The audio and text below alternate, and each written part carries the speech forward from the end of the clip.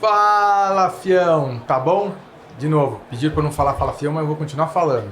Agora, hoje a gente vai ter uma convidada super especial, trabalha, já me puxou a orelha algumas vezes, tá? Com razão, algumas outras não, tá? A Cíntia Camei, da Arco Engenharia, tá? Hoje eu posso chamar você de grande amiga, né? Com Então, certeza. por favor, Cíntia, se apresente aqui para o nosso público, por favor. Conta um pouquinho da sua história, a história da Arco. A gente começou a fazer projeto há 27 anos atrás. Né? A Arco é uma empresa de. Hoje eu ouvi de uma amiga uma boa. Vamos mudar o slogan da Tá. Constância. Primeiro lugar, a gente é uma empresa de soluções. Eu acredito nisso. Eu acredito também. Eu Eu acredito acredito também. nisso. Porque sempre foi difícil, aí foi muito engraçado que eu perguntei, que você acha que eu faço o quê? Ela falou assim, soluções. Eu falei, nossa, não é aqui mesmo. A gente surgiu há 27 anos atrás, né, fazendo projetos de alvenaria estrutural. A gente vem da Poli, USP, e sempre pensando no projeto como um todo, nunca especificamente do assunto que a gente trata. Por isso que dessa história de soluções, né? A gente acaba trabalhando na interface, na integração de muitos subsistemas. Mas assim, efetivamente, como a gente é contratado ou conhecido no mercado, como projetistas de alvenaria estrutural, né, projetista de alvenaria sem função estrutural, né? Senão o metidiário puxa É a orelha, metidiário puxa a nossa porque, orelha. né, afinal de contas, a alvenaria estrutural também veda, né? Sim. Então não é alvenaria de vedação. Projetos de drywall e, mais recentemente, trabalhando com light steel frame como vedação, não como estrutura. E a gente faz também projetos de revestimento de fachadas aderidos, né? Então, projetos de revestimento quando a fachada vai ser argamassada, receber cerâmica, esse tipo de trabalho. A gente sempre pensou apesar de fazer projetos muito específicos, a gente sempre pensa muito na execução, né, no desempenho do produto acabado. Então a gente, desde que nasceu há 27 anos atrás, para a gente o desempenho era uma coisa normal. Então quando a norma de desempenho veio em 2013, veio só confirmar enfim, oficializar Forçou algumas coisas também. forçaram algumas Forçou algumas coisas coisas. e principalmente, especificamente, já que a gente está aqui como fabricante de bloco cerâmico, né, forçou muito a indústria de materiais de alvenaria, que era uma indústria mais tradicional, que a gente nunca tinha se preocupado em ter números, porque afinal de contas a alvenaria De senso comum. de senso Sempre foi do senso comum, comum, né? se constrói há sei lá, Milhares de anos, mais de desde 5 que o mil mundo, anos. desde que o mundo é mundo, a gente tem alvenaria, mas a gente não tinha dados. Então, a gente, por conta da norma de desempenho, principalmente, acredito eu, a gente começou a ir atrás de dados mais específicos e realmente numéricos sobre o desempenho dos blocos, tanto cerâmico quanto de concreto, concreto celular, enfim. Como é a eficiência de uma alvenaria feita com blocos. Né? Aí também pode ser estrutural ou pode ser de vedação. Né? Então, nesse sentido, de 2013 até agora, 2024, a gente viu toda a indústria de componentes de alvenaria dar um salto gigantesco, né, de correr atrás de ter informações sobre os produtos. Né? Então a gente hoje ainda não está no que a gente gostaria, a gente ainda não tem todas as informações, mas a gente já evoluiu bastante. Né? E é bom que a gente tenha, porque veja, Constant, eu costumo falar assim que. Costumo falar não, eu acredito mesmo que o que muita gente acha que é uma dor de cabeça, para mim é um upgrade na nossa profissão. Porque a gente poder oferecer um resultado com informações confiáveis, né, e não simplesmente uma esperança de que as coisas vão funcionar, isso eu acho que É um ganho muito grande. é um ganho É um ganho muito exponencial. grande. A gente está formalizando uma atividade. Sim. Quando a gente começou a trabalhar 27 anos atrás, não tinha contrato. A gente trabalhava ali, ó, fio do bigode. Né? Então, hoje em dia, a gente fazendo projeto, formalizou, melhorou muitas coisas, melhorou coisas para todo mundo, né? Para a gente, para quem trabalha com a gente, para o nosso cliente, tem garantias de ambas as partes, né? E a gente, na parte de produtos que a gente utiliza no projeto, a gente teve que correr atrás, porque a gente, como projetista, tem que fornecer informações seguras, né? Seguras e que deixa o cliente seguro para fazer algumas opções de soluções, né? E nesse sentido, a norma de desempenho ajudou imensamente. Deu um empurrão, assim, ao meu ver, a gente foi, sabe aquela coisa do Jânio, de 5 em 50, 50 em 5? Foi, ao meu ver, com relação à informação, técnica, desenvolvimento, até dos produtos, a gente fez muita coisa desde 2013. Sim. Você acompanhou a nossa batalha, né? Com certeza. E a minha batalha pessoal, né? Sim, a batalha, o bloco cerâmico tem algumas particularidades, né? Que, enfim. Mas a gente está muito feliz de poder oferecer soluções embasadas em evidências reais. Sim. E não em esperanças que vêm desses milênios de uso e que você não sabe direito o que você está fornecendo ou deixando de fornecer. Está resolvido tudo? Não. Muita coisa para ser resolvida ainda. Né? Mas é um excelente começo. Né? E, enfim. E a Cerâmica City, ela é uma produtora de blocos com um diferencial gigantesco no mercado. Né? Acho que no Brasil a gente tem duas grandes cerâmicas, né? Uma no sul do país e outra aqui, que é de vocês, que está... Não, aproveitar e mandar um abraço para a turma da Pauluse, um beijo no coração deles. Sim, que eu nunca consigo trabalhar com vocês, porque afinal de contas o bloco região. tá lá longe, né? Mas... não que as outras não tenham corrido atrás, correram atrás também, mas como os blocos cerâmicos têm essa característica de serem um pouco diferentes um do outro, algumas empresas acabaram trabalhando mais essa questão de pesquisa e desenvolvimento que outras, né? E a Cerâmica City, aqui em São Paulo, com certeza é líder nesse segmento aí de pesquisa e desenvolvimento. Obrigado. Né? O site deles, inclusive, é extremamente bem feito, com muitas informações interessantes, tanto para a alvenaria com ou sem função estrutural, modulação. Estamos melhorando, eu entendo. Né? Vamos muito mudar. Interessante. Eu acho que ele nem queria que eu falasse isso, porque eles estão revisando o site, não é isso? Sim, estamos alterando o site inteiro, trazendo mais informação, mais coisa, mais dados.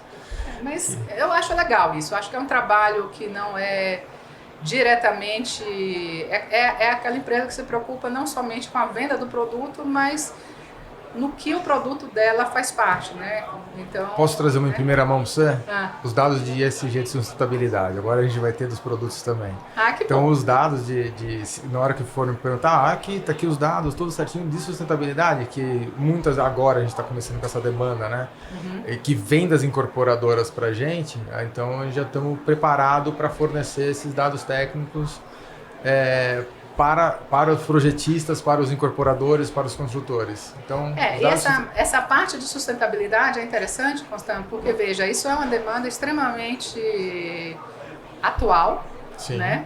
Que ainda está longe de fazer parte do dia a dia da gente, que faz projeto, mas com um potencial enorme. O que é isso? Isso significa, da minha maneira de ver, quando a gente atingir a maturidade, a gente vai estar lá atrás, quando estiver fazendo a definição de sistemas construtivos, além de levar em conta desempenho, viabilidade econômica, a gente vai ter também um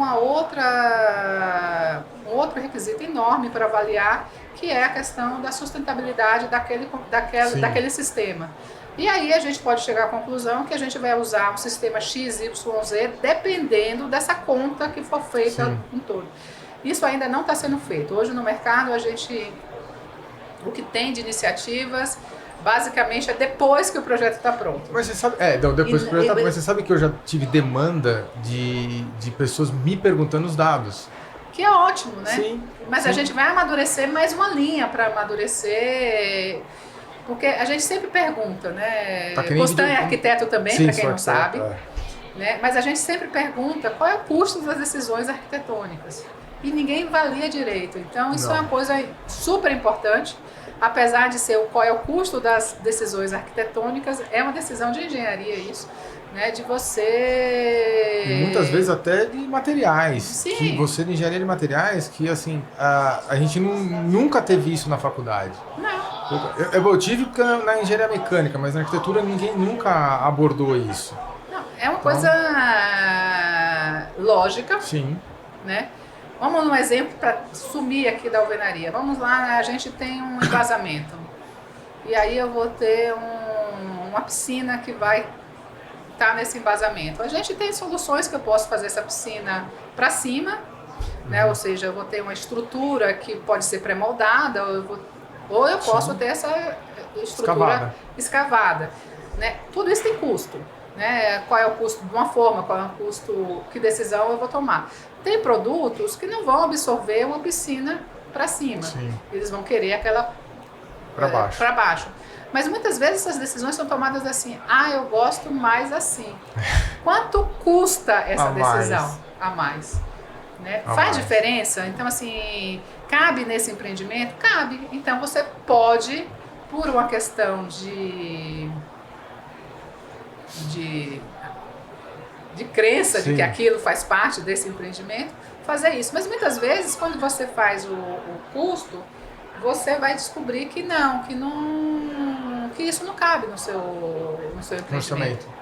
No orçamento, na sua viabilidade. Então, essa decisão é um custo de... Eu brinco que tem o arquiteto do sonho, o arquiteto do baixo custo e o arquiteto da realidade. Da realidade. E a gente tem que saber que as decisões arquitetônicas, elas demandam custo, né? Uhum. Então, isso daí, a decisão por trabalhar com sistemas mais ou menos sustentáveis, vão por aí também. Vão. Né? Porque depois ele vai assim, só para o nosso público entender, dependendo da decisão que a gente tomar, o custo de manutenção dessa edificação pode alterar muito. A forma de manutenção pode alterar muito. Então, dependendo do sistema que você escolhe para um público específico, ele não vai ter condição de dar a manutenção depois. Não, e nem vai dar tudo bem, a gente pensando no ciclo completo do empreendimento, que ele acaba quando a edificação é demolida, como isso tudo vai ser reaproveitável ou não.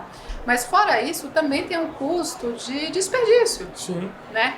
E o custo também de, assim, a gente começa a pensar quanto custa para fabricar um bloco cerâmico, quanto custa para fabricar um bloco de concreto, quanto custa para fabricar uma chapa de drywall, um perfil metálico. Então, todas essas coisas que não faziam parte do nosso raciocínio de projeto, vão ter que começar a fazer. Sim. Né? É que na verdade já está na norma, né? Que a gente não usa essa parte. Não usa essa parte. Não usa porque a gente não tem dados, tem então isso a gente começa, quando a gente começar a ter dados, vai ser mais fácil. Sim. E isso está muito nessa linha de dizer assim, quanto mais dados e mais técnico a gente conseguir ser, melhor produto a gente vai conseguir entregar para o nosso cliente.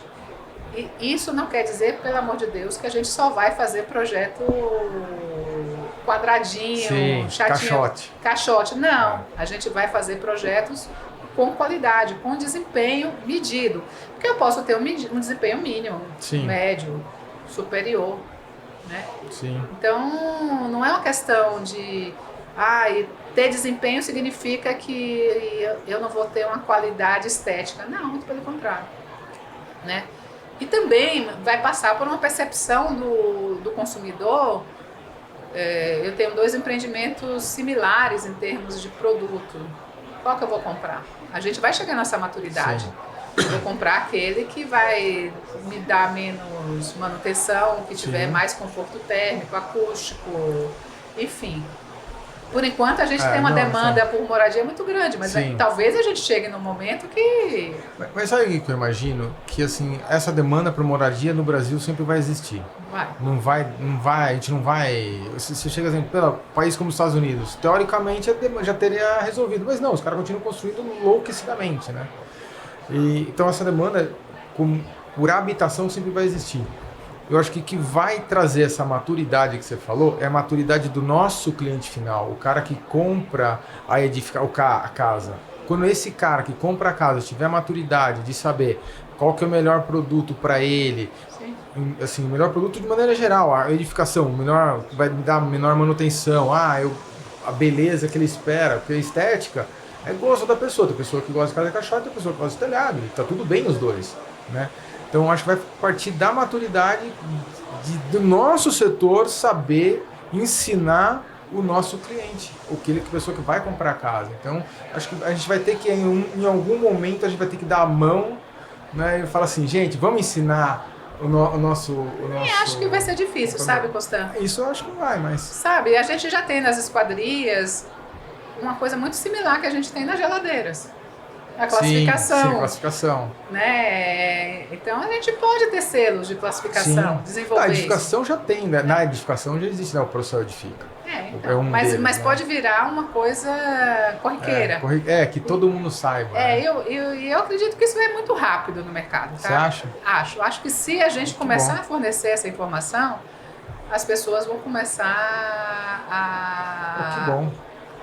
a ir atrás. A gente subestima muito o nosso cliente, né? Acha que não vai entender. Não, vai entender sim, vai entender. Não, eu acho que eles entendem, porque todo mundo mora em algum lugar. Todo mundo convive em algum lugar e usa espaços. Então, acho que é mais fácil você passar aí esse tipo de informação para o público em geral, que ele absorve isso, do que se eu fosse falar de um computador, por exemplo. Qual que é o computador que tem melhor desempenho, melhor isso, é muito mais nichado. Então acho que a gente vai passar, é mais tranquilo para a gente passar isso daqui, essa informação. Agora, o quanto vai levar de tempo, eu acho que isso é... Eu acho que vai levar de tempo, assim, dos nossos clientes conjuntos, né? A gente fazendo projeto, vocês fornecendo materiais, e aí não só a Cerâmica City, mas toda a cadeia de, por exemplo, bloco cerâmico, de argamassa, revestimento, todo mundo que está aí. Se sentir confortável também de acreditar no desempenho que a gente está projetando. Né? Sim. Isso vai conseguir a partir do momento que a gente tiver essas informações. Veja, hoje vocês estão fabricando soluções para atender os requisitos de acústica da norma de desempenho, os requisitos mínimos, né, de uma maneira geral. Né? A CIT já tem a solução para o máximo, só que a solução para o máximo o cliente não quer pagar. Sim, mas assim, de uma maneira geral, todos os fabricantes estão correndo atrás. E veja, a partir do momento que você conseguir que isso seja o dia a dia de todo mundo, aí você começa a diferenciar, né? A gente tem clientes que já estão trabalhando com desempenho, já querem esse desempenho intermediário ou superior, mas ainda não tem coragem de vender isso, marketizar isso, porque pode ser que não dê certo. Então, se eu escrever que eu estou vendendo, eu tenho que entregar. Então, as coisas estão andando. Assim, o meu ver hoje, o nosso cliente, que é o consultor, Consultor, o nosso cliente, que contrata o projeto e contrata o produto bloco. Ele hoje é muito mais um gerenciador de risco do que um construtor. Sim. Tem clientes nossos em comum que o departamento dele de jurídico é maior que o de engenharia. Com certeza. Assim, eu olho assim, mas cara, o cara tem 4 salas de jurídico e tem uma do tamanho de uma das 4 de jurídico de engenharia. Não. E lá tá a parte de projeto, qualidade e suprimento junto, na mesma sala. É uma coisa... É tranquilo você imaginar assim quando você pensa que... Se vai uma pessoa leiga... Eu morri de rir outro dia que tem uma amiga que foi numa obra e falou assim... Um absurdo essa construtora. Porque terceirizam tudo. Não tem ninguém que é da construtora, a não ser o engenheiro. Da Eu obra. falei, e o mestre, né? É o mestre, o mestre. E o mestre. Mas é isso, esse gerenciamento mudou, né? Tem muita coisa, mas também existem vários estilos, mas Sim, não é isso, né? Mas, enfim. Mas eu acho que a gente tá indo no bom caminho. E vir numa FEICOM e ver não somente vocês, mas ver as outras empresas aqui de bloco cerâmico, algumas de bloco de concreto, no meio de tanta inovação, é muito legal. Sim. Né? É muito interessante isso. Acho que talvez no passado vocês não estariam tão estimulados em fazer lançamentos, em mostrar tecnologia no produto de vocês. Eu Né? acho que é uma questão também de maturidade das pessoas que estão atuando nas empresas, tá? Eu conheço bem o meu setor, tanto de cerâmica quanto bloco de concreto. A gente brinca que hoje a gente não antigamente a gente era inimigo, agora a gente é amigo. Por quê? A gente tem que falar de alvenaria. Se for cerâmica ou de concreto, tá tudo certo, desde que seja alvenaria. A gente brinca entre a gente, né? Meu sonho é que vocês falem assim, desde que seja parede, a gente é tudo amigo. Ainda não estão lá, né? Não. Mas na hora vocês vão chegar, desde que seja parede. Porque você faz o revestimento, né? Não, tô falando de revestimento, eu tô falando de sistemas leves. Tá. Né? Então, esse vai demorar um pouco mais. Vai demorar um pouco mais, mas isso é um sonho, né? É um sonho, esse vai demorar um pouco mais. Mas já conseguimos falar, sim, juntar. Mas eu acho que isso foi uma coisa legal de maturidade que você tá falando aí, porque a gente teve a norma de alvenaria estrutural. Conseguimos juntar. Conseguiu juntar. E a gente vai ter a norma futura, norma de alvenaria sem função estrutural, que a gente vai conseguir juntar também, né, Constante? Sim, vamos. Graças a Deus. Não, a gente já fez o contrato da pessoa, juntamos, eu, Manuel, Paulo, Sandra, juntamos, conseguimos contratar. Que coisa boa, porque aí a gente vai ter... antigamente, eu não sei como foi sua faculdade, mas a minha, quando a gente tinha aula de direito, porque a parte de normas era na faculdade de direito, né? Era a matéria que a gente menos gostava. Muito burocrática. E a gente mais enrolava. Mas hoje em dia eu tenho uma visão tão diferente disso. Eu acho que norma primeiro a gente aprende muito com as normas. Né? Quem não tem conhecimento sobre determinado assunto, as normas te dão um guia do que você precisa aprender. Muito bom. E segundo, para quem já trabalha, as normas são as seguranças, tanto para quem contrata como para quem é contratado. Né? E para quem consome, é claro, né? Porque no final a gente está fazendo tudo isso, tem esse circo aqui na FEICOM todo armado, porque existe um cliente, né? Existe um usuário. Né? Então, as normas, eles são é uma segurança para a gente. Bom, né? É uma segurança para quem projeta, para quem faz o produto e para quem executa. E para quem usa. Quem usa também. Né? Principalmente para quem usa. Né? Então, eu acho que as normas, elas... uma coisa que eu achava que era chata. Hoje em dia eu gosto muito, participo de muitos comitês, porque eu acho que tem uma utilidade. Tem hora que eu não consigo aguentar. Tem uns que não dá para fazer tudo, mas o que a gente consegue participar é muito bom, a gente aprende muito. É que para quem não sabe, a Cíntia foi a coordenadora da norma de sem função estrutural que passou a bola para mim. Então ela pegou o problema e falou assim, toma que é seu. Mas a gente participa de outras normas também, né? Então assim, é uma defesa mesmo. E é um lugar bom. Sim. Então, assim, até vou aproveitar rapidinho aqui para fazer um convite para os nossos clientes. Sim, participem porque, veja, a gente como projetista trabalha, participa, mas a nossa visão é de projetista. A indústria participa e a visão deles é de produtor. Mas a gente precisa de participação de quem consome tanto o projeto quanto o produto, que são as construtoras.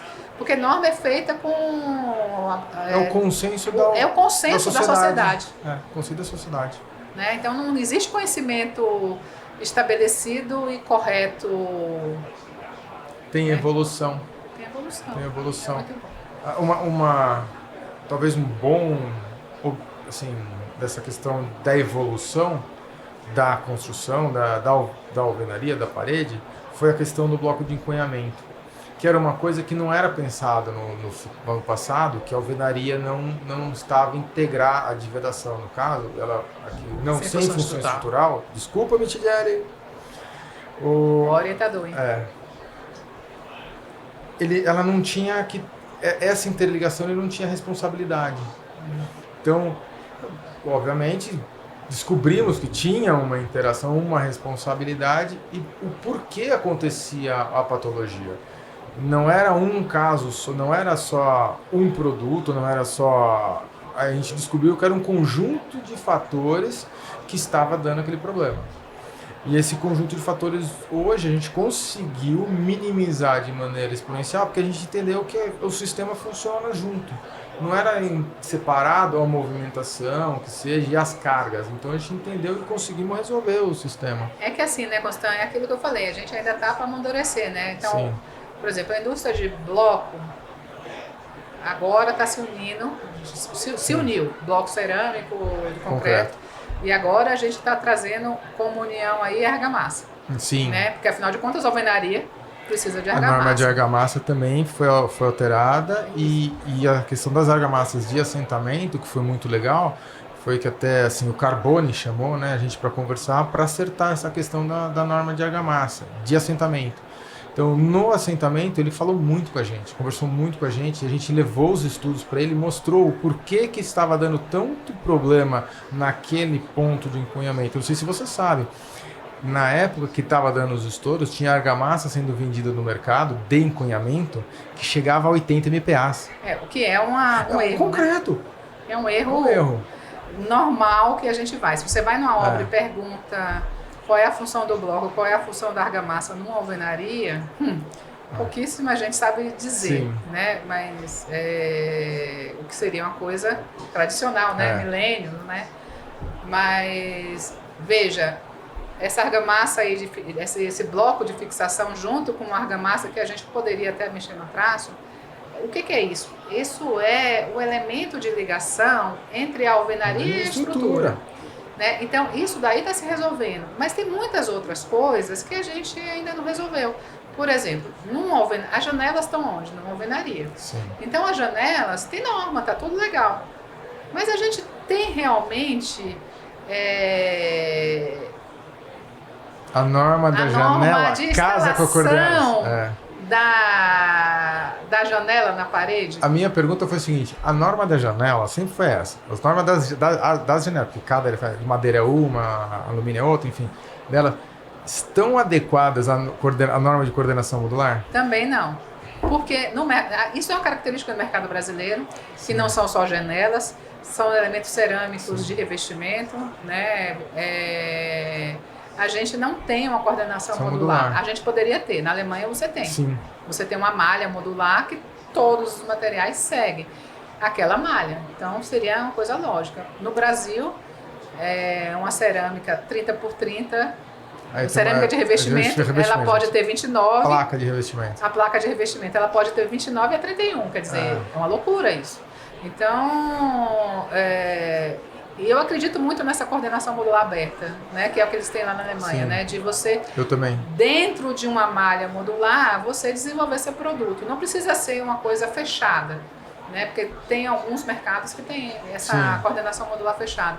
Essa coordenação modular aberta te dá uma liberdade, de novo, coisas que a gente acha que são limitantes, não são, elas te dão liberdade para você criar. Né? Então, e segurança. Porque daí o cara que, assim, ao meu ver, a norma mãe que deveria seguir as normas de sistema é a coordenação modular, e elas não seguem. Isso, muita gente não sabe nem o que é, né? Muita gente não sabe. Tem norma, viu, gente? Coordenação modular tem norma. E é norma antiga. Não é, e vale. Tá vale. Não, ela foi, acho que ela abriu para revisão, não sei se já entrou em consulta pública. Sei, mas eu acho que se mudar alguma coisa, vai mudar a maneira de passar a informação. Sim. De como transmitir a informação. A ideia vai continuar. Mas a ideia básica é a mesma. Sim. Mas é isso, Gustavo. Cíntia, tem a última pergunta capciosa que tem que ser feita, tá? Qual foi o perrengue que você passou em obra, em projeto mais engraçado, inusitado, divertido, estranho? Essa pergunta eu sempre faço. Tem que fazer aqui, essa é pro corte. Perrengue. Perrengue na obra. Nossa, a gente passa muito perrengue em obra. Não, passa, mas... Mas eu não sei te dizer perrengue em obra. Teve um perrengue, com bloco cerâmico teve um. Que não é legal, hein? Mas foi de outra época também. Tá. Que eu também não vou dizer quem foi o fornecedor. Mas a gente estava fazendo um empreendimento de 3 torres, 4 apartamentos por andar. E aí eu sou chamada na obra assim, olha, o projeto é errado. Não, porque a gente não está conseguindo fazer... Era do bloco poli? Não vou dizer nada, faz tanto tempo. Eu já matei, então. Então, a gente chega na obra e os vãos entre pilares estavam até uniformes, que também é um problema, porque muitas vezes você pode ter pilar que abre, deforma, enfim. Mas os vãos estavam mais ou menos certos, mas você realmente não conseguia usar os blocos dentro da modulação.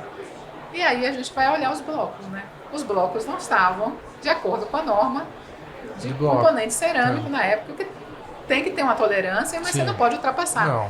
Então tinha uma variedade enorme de medidas, fazendo com que uma parede que seria igual à outra, né? Uma parede 4 por andar, uma parede das diagonais, elas são iguais. E elas não cabiam, realmente não cabiam. Era um inferno. Então a coisa... Acontece também... Por isso que certificação do produto, eu entendo na questão dos blocos, tem que ser compulsória. Tem. Na minha cabeça tem que ser compulsória. Tem, porque veja, eu acho que você saber... Tudo parte